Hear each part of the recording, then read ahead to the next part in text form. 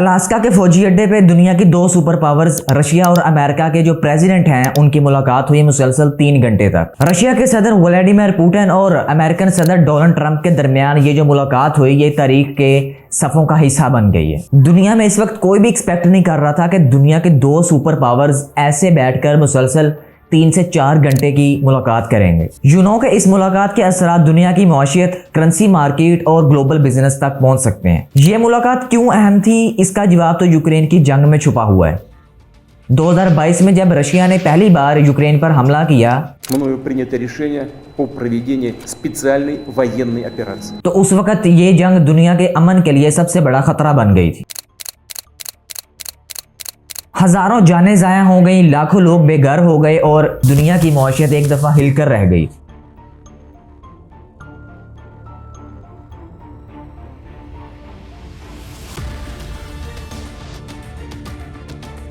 Trump کے دوبارہ صدر بننے پر پوری دنیا کی نظریں اسی کوسچن پر تھیں کہ کیا ٹرمپ رشیا اور یوکرین کے درمیان جنگ کو رکوا پائیں گے۔ اسی وجہ سے یہ ملاقات اتنی زیادہ اہم تھی۔ تقریباً 3 گھنٹے کی ملاقات ایک بند کمرے میں ہوئی جہاں پر کوئی میڈیا سورس، کوئی جرنلسٹ، کوئی سوشل میڈیا کا سورس نہیں جا سکا۔ دونوں لیڈرز نے لمبی ملاقات کرنے کے بعد میڈیا کے سامنے صرف چند منٹ کی ملاقات کی اور صحافیوں نے کچھ کوسچنز پوچھنے کی کوشش کی لیکن کسی بھی صحافی کا کوئی جواب نہیں دیا گیا۔ شاید یہ سارا کچھ پری پلان تھا کہ کسی بھی صحافی کا، کسی بھی میڈیا جرنلسٹ کا جواب نہیں دیا جائے گا، صرف ہم آپس میں ملاقات کریں گے۔ بظاہر تو یہ نتیجہ دیکھنے میں آیا کہ دونوں لیڈرز کے درمیان کوئی معاہدہ طے نہیں پایا، کوئی جنگ بندی نہیں ہوئی، لیکن ملاقات کے بعد دونوں لیڈرز نے آپس میں جو بات چیت تھی اس کو مثبت انداز میں میڈیا کے سامنے پیش کیا۔ ٹرمپ نے کہا کہ no deal but until there is a deal, مطلب ابھی کوئی ڈیل تو نہیں ہوئی لیکن ابھی ڈیل کے کوئی نہ کوئی دروازے کھلے ضرور ہیں، ہم آپس میں بیٹھیں گے ضرور۔ اور ولیڈیمیر پوٹن نے کہا کہ سم انڈرسٹینڈنگ ہیز بین ریچڈ، کچھ سمجھ بوجھ آئی ہے، ہاں مستقبل میں ہو سکتا ہے کہ ہم تینوں لیڈرز آپس میں بیٹھ کر بات چیت کو آگے بڑھائیں۔ اصل کوسچن یہ ہے کہ یہ انڈرسٹینڈنگ ہے کیا؟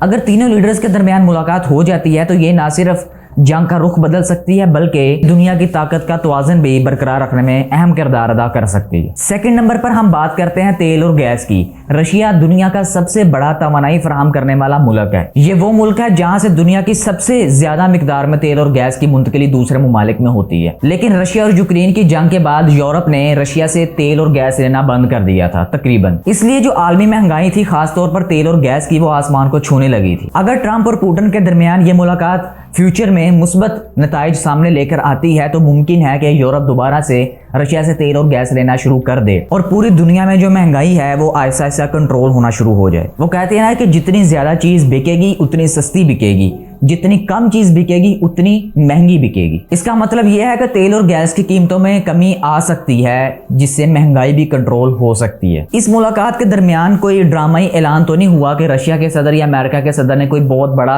اعلان کر دیا ہو جو پوری دنیا کو ایک دفعہ ہلا دے، لیکن یہ ملاقات پوری دنیا کے مستقبل کی بنیاد ضرور ہو سکتی ہے۔ ایک طرف رشیا اپنی شرائط منوانا چاہتا ہے اور امن چاہتا ہے اور دوسری طرف یوکرین اپنی آزادی پر کوئی سمجھوتا نہیں کرنا چاہتا۔ کوسچن یہ ہے کہ دونوں ممالک اپنی اپنی ضد پر قائم ہیں۔ اگر ملاقات ان تینوں ممالک کے درمیان ہو بھی جاتی ہیں تو ڈیل کیا طے پائے گی؟ اس ملاقات نے مستقبل میں کئی کوسچنز کھڑے کیے ہیں۔ کیا یہ ملاقات واقعی جنگ کو روکنے کے لیے کی گئی تھی یا یہ صرف طاقت کے کھیل کا ایک نیا دور تھا؟ اور اس ملاقات سے کیا عالمی معیشت میں سکون آئے گا یا یہ صرف ایک سیاسی کھیل ہے جس کے پیچھے طاقت کا اور وسائل پر قبضے کرنے کی سازش جنگ چھپی ہوئی ہے؟ یہ تو وقت ہی بتائے گا، لیکن 15 اگست 2025 کو کی جانے والی ملاقات تاریخ میں ایک اہم موڑ کے طور پر یاد رکھی جائے گی۔ یاد رکھیے گا ہمیشہ ہر بڑی جنگ کے پیچھے سیاست سے زیادہ معیشت اہمیت رکھتی ہے، وہ چھپی ہوتی ہے، اور الاسکا میں یہ ملاقات معیشت کو بہتر بنانے کے لیے ہو سکتی تھی لیکن